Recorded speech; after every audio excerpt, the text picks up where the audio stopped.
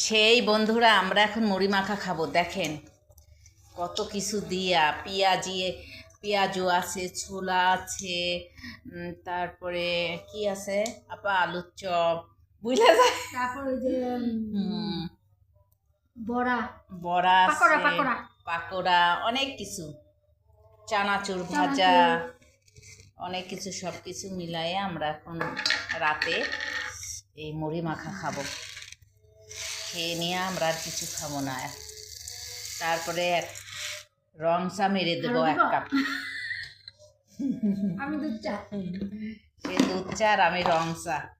বন্ধুরা আরো দিব আপু? না, আজকে খাবে রাফা, রাফা খাবে, তাই না? আমি বললাম মা আমি তো চপ টপ নিয়ে আসছি মুড়ি মাখা করবো। কি তোমরা মুড়ি মাখা খাওয়া শিখছে, আমার চপের নিয়ে না দিতে পারলাম না।